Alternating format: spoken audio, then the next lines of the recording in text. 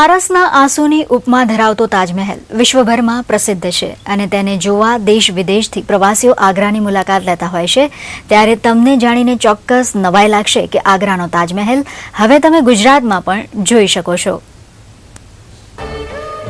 યમુના નદીના કિનારે શાહજહાંએ બંધાવેલો આ તાજમહેલ દેશની ઓળખ છે, જેને તૈયાર કરતા કરોડોનો ખર્ચ અને અનેક વર્ષો લાગ્યા હતા। જો કે આવો જ એક તાજમહેલ ગુજરાતમાં પણ તૈયાર કરવામાં આવ્યો છે। કેમ ચોંકી ગયા ને?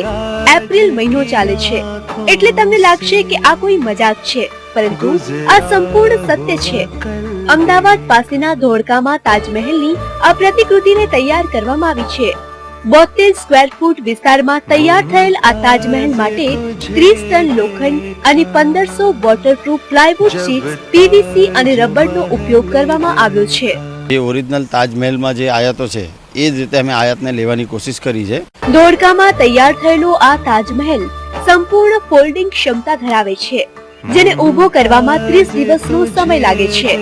વર્ષોથી તાજિયા બનાવવાનો અનુભવ ધરાવતા આ કલાકારોએ 33 વર્ષની ધીરજ બાદ પોતાના પિતાની યાદમાં આ તાજમહેલ તૈયાર કર્યો છે।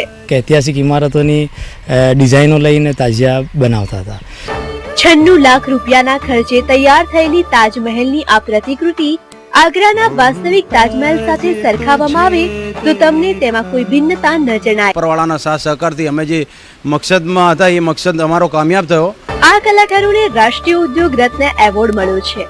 હવે આ તાજને ગિનિસ બુક ઓફ વર્લ્ડ રેકોર્ડ્સમાં સ્થાન અપાવવા માટે પ્રયત્ન થઈ રહ્યા છે। આગ્રા સુધી લાંબુ ન થવું હોય અને તાજ સામે બેસીને ફોટા પડાવવા હોય તો જલ્દી ધોળકા જઈ આવજો, કારણ કે બોલિવૂડની ફિલ્મના સેટ માટે આ તાજની માંગણીની શરૂઆત પણ થઈ ગઈ છે।